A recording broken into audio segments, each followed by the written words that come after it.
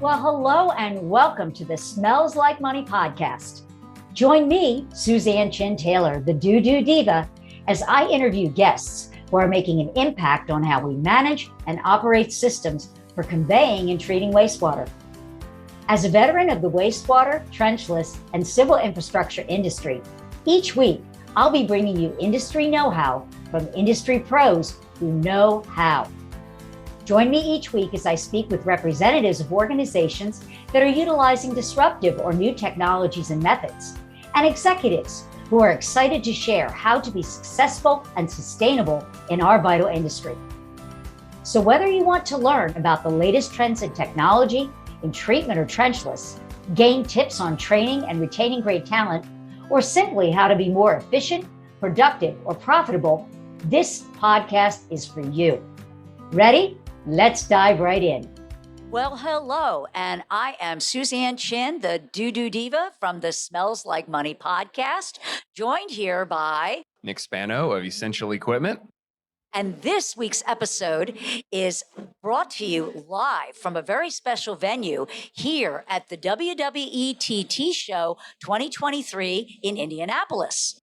And a special thanks to our sponsor, RapidView, who's graciously donated a part of their booth so we could record these interviews and podcasts over the course of the couple of days of the show. So thanks for joining us, and we hope you enjoy this special episode. Thank you for joining us. Right now, we are visiting with Alex Churchill, who is the CEO of InfoSense. And we're going to be talking about an interesting technology for assessment and inspecting of sewer lines that you may or may not be familiar with, and that is acoustic inspection. But there's been a lot of misnomers or misunderstanding about exactly what acoustic inspection is. And so, Alex, can you kind of give us a rundown 101 of exactly what this technology does and how it is used by asset owners for, I guess you could say, assessing the health or condition of their buried infrastructure? Sure. Thanks, Susan.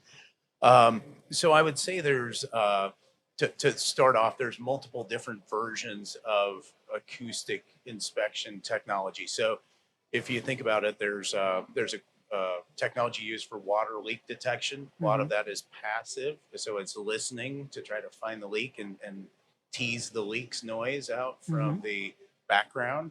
There are some active other products that try to excite the pipe wall, especially in water pipes. Those generally are focused on the water side. So there's that piece, and then there's things that a lot of people are familiar with: lidar, radar, sonar, ultrasound. All those other technologies that are out there are what I would call reflective. So they're emitting a signal into their environment, and they're listening back for reflection. So those are some of the other types of acoustic and other inspection technologies that are out there. What our product does, and kind of the innovation in the sewer line rapid assessment tool, what the innovation is that we are sending a known signal through a pipe, and we're listening for how that known signal is impacted or affected by conditions within the pipe. So we have an active transmit and receive process versus transmitting and listening back for reflection. If that makes sense. Yeah, a bit. But then how can you tell when things are good and when things are bad? What does it feed back to you so you can tell? Yeah, so with our product, the transmitter is going through this range of tones. They're acoustic, they're loud, and they're going from a low bass to a high treble. It's loud, over 100 decibels at the speaker, at the source when you're doing this. That transmitted signal, that known signal, we're sending that same signal every time, and that signal is being transmitted in the air gap above the flow in small diameter gravity sewer. So 6 to 18 inch gravity sewer is kind of our sweet spot. That signal is being picked up in the adjacent manhole by the receiver. So we have a transmitter on one manhole, receiver on the adjacent one. Transmitter's yelling, receiver's listening. The receiver knows what the transmitter's yelling. it knows what it hears, and it can use the difference between those two to give you an assessment of blockage. Okay. So it's programmed in to know like the ideal sound, what It's amplitude and so I think our product was AI before AI was cool. So Okay.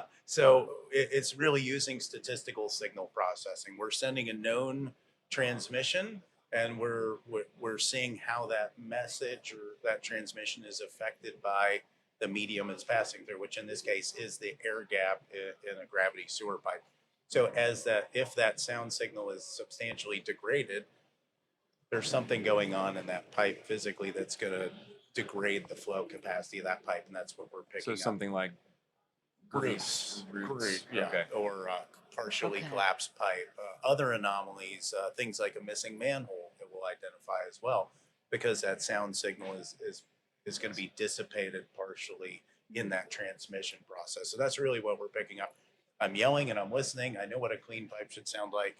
Do you sound like a clean pipe or not? And we're giving you a score based on that. Oh, that's a good way of explaining it.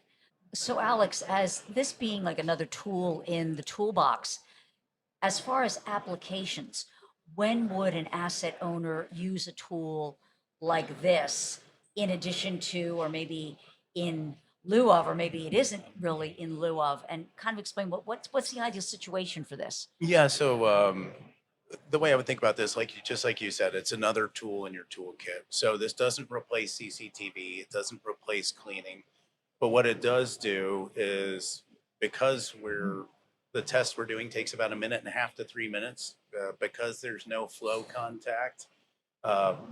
We can really cover a lot of ground with the SORAT versus the other technologies that are out there. So this is 10 to 20 times faster, 10 to 20 times cheaper than CCTV or cleaning. Like I said, it doesn't replace those, but it's kind of a first step, very low cost, very fast, low resolution view of blockage in your collection system that you can use. It's information you can use then to better direct your much more expensive cleaning and CCTV resources to make them more effective. And that's really what it's meant to do.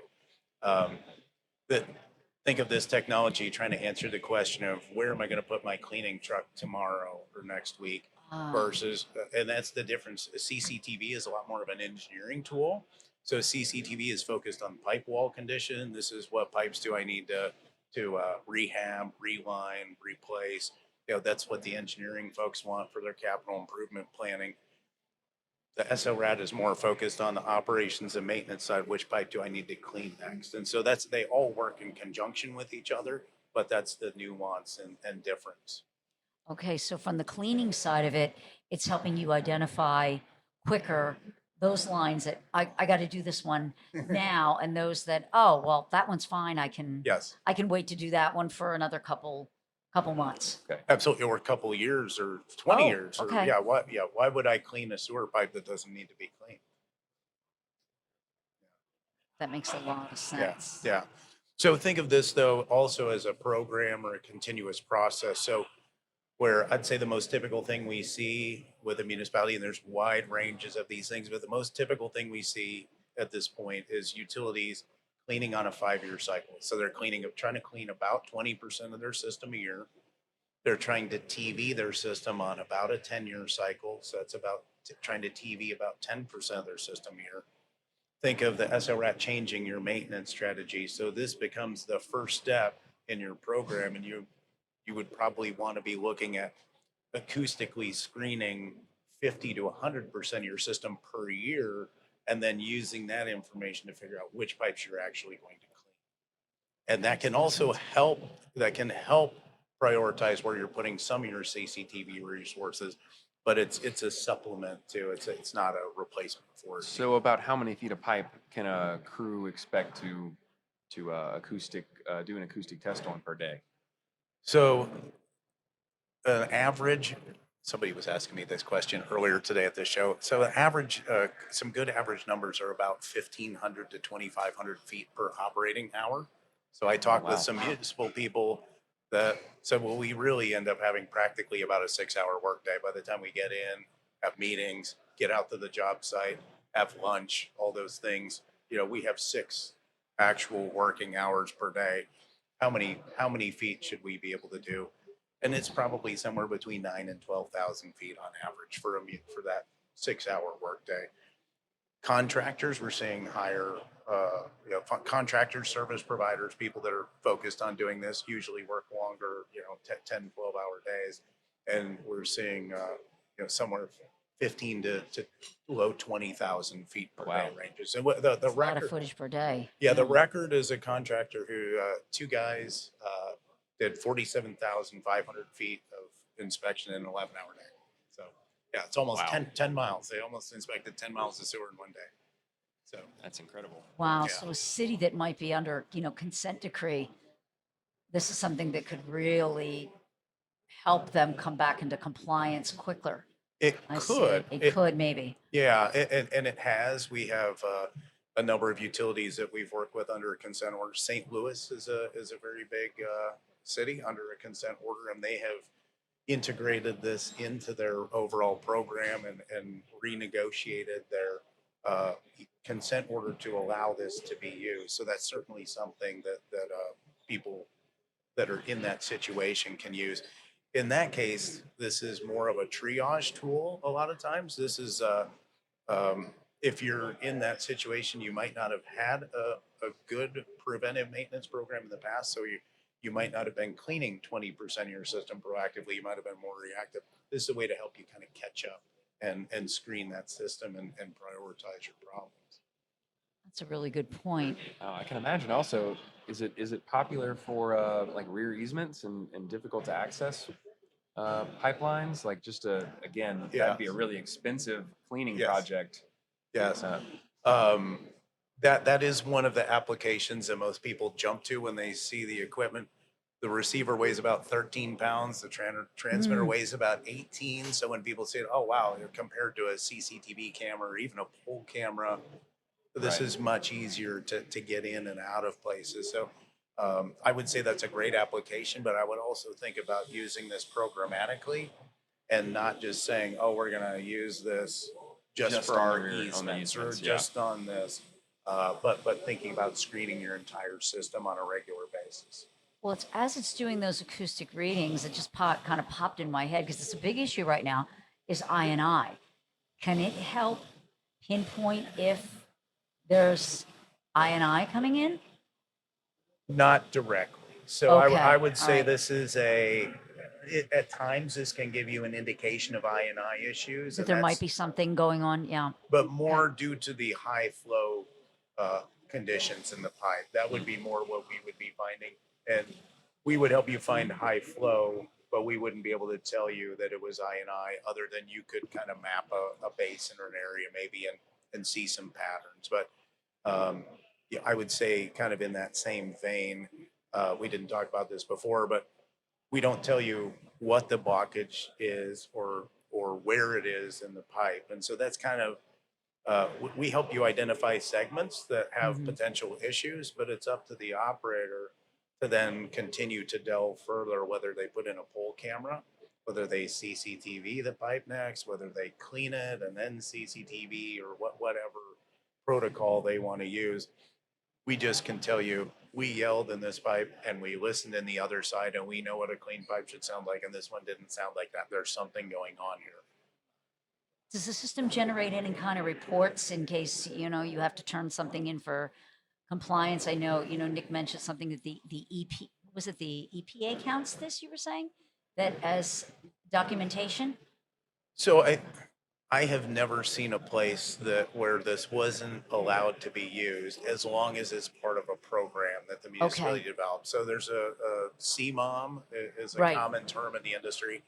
So if somebody has incorporated this into their CMOM program, I've never seen a place where it hasn't been allowed by the regulator, but the regulator wants you to have a plan. So what is your plan? And if you haven't used it before, it's not in your plan. So you're going to have a plan to modify your plan to incorporate this. But that's something that's been done many, many times. Yeah. And that's, up to each municipality, and some are, different states have different regulations. Some utilities are under consent orders, some are under federal consent orders, some are under state consent orders. Wow, it's complicated. A lot of complications, but overall, this helps improve your system performance, helps reduce overflows, helps make you more efficient.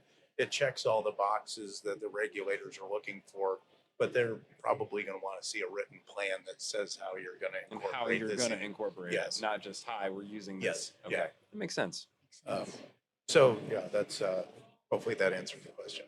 Yeah, it did. Well, this sounds like a really interesting, I know the price point on this is much, lower than other things, but it just seems like it's a great add-on to the existing toolbox. Just, I'm thinking from an efficiency standpoint, Mhm. because as we know, we're having severe labor shortages Mhm. in this market and having to do more with fewer people that, as you were saying earlier, if I don't have to clean that pipe today and I can focus that worker, then maybe I don't have to burn him out today trying to get more feet done that he really needs to do and not cleaning pipe that doesn't really need to be cleaned. So, Absolutely. yeah. Absolutely.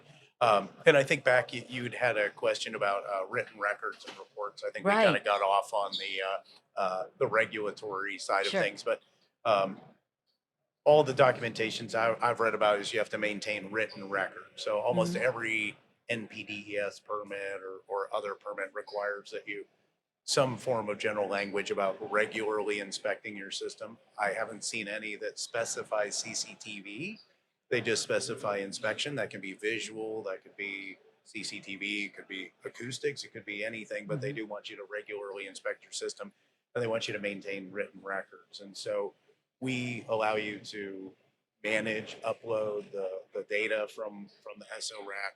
There's a lot of other ways that you can enhance that data with using our own software, the Sewerline Data Organizer, but also a lot of people are using things like ArcGIS collector apps and other things.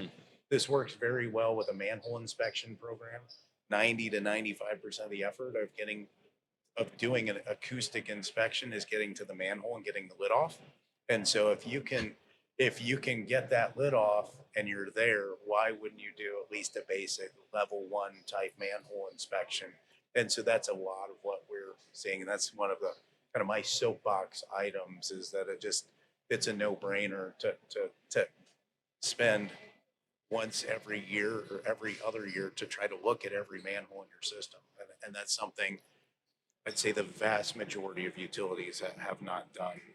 So if a municipality is under consent and they want to incorporate this into their program, is there a resource for that? Is there examples available? Or how, if somebody's listening to this and works for the municipality, what's the easiest way for them to start the process of kind of incorporating this into a written plan? Yeah, so I would share, I think if you're not under a consent order, which the majority of utilities are not under some sort of regulatory consent order, if you're not under a consent order, you have some freedom generally as part of your permitting language and permit process to it. No, sorry, if you are under. If you are not, if you're not, you have some more Right. flexibility to update your CMOM or to even create a CMOM program if you don't have one. And that CMOM program goes by different names. In California, I think it's called an SSMP, and in Texas they have another name for it, but they all kind of boil down to this overall CMOM document. So that's kind of up to you as the system owner and operator to adjust your CMOM yourself. If you're under some sort of regulatory consent order or something like that, there's probably some more steps you're going to need to go through. You're going to need to bring the regulatory body in and educate them about what you're trying to do. What I've typically seen is there's some pilot or demo. I can think of one very large utility that the EPA asked them for what turned out to be about 150 miles of inspection as their pilot program. Wow. But they have thousands of miles of sewer. Once they completed that and showed the EPA the data and what they were planning on doing and showed them their plan, this was accepted as a valid change to the old requirement that you must CCTV this much pipe, you must clean this much pipe, you must inspect this many manholes. They said, we get it. You don't. Why would you clean pipe? So if you can show us and demonstrate you have some technology that helps you identify the pipes that are clean, then you only need to clean the pipes that you need to. Right. So, but there's a lot of different moving parts there, and regulatory, legal, and all those that we don't really. We sell the equipment or sell the service. Right. We sell the information that you're able to gather with the equipment, but we're really not involved at the regulatory. Yeah, level. at the regulatory Gotcha. and negotiating. Come on, Alex, that doesn't sound like a good time. Like, yeah. I'm not a lawyer, and I did not stay at a Holiday Inn last night. So, well, for those of you who want more information on this or to do a deeper dive, where can they learn more about this online, Alex? So, Susan, they could go to infosense.com. That's our website. So we're the manufacturer, InfoSense, based in Charlotte, North Carolina. The product is the Sewer Line Rapid Assessment Tool, or SL-RAT. If you look it up, you can Google search and you should be able to find the product. A lot of information on the website, case studies, contact information, all that kind of stuff. Or you can email sales@infosense.com, and we'll make sure to get your questions and inquiry to the right place. Right. Well, Great. thank you. And thank you for sharing all of your knowledge and, just this great option for asset owners for the maintenance of their lines, their buried assets. Well, thanks, Susan. For having us on the show. Yeah, thank you. And thanks, Nick. Right. Yeah, thanks, appreciate Alex. it. Sure thing. Have a great afternoon. You too.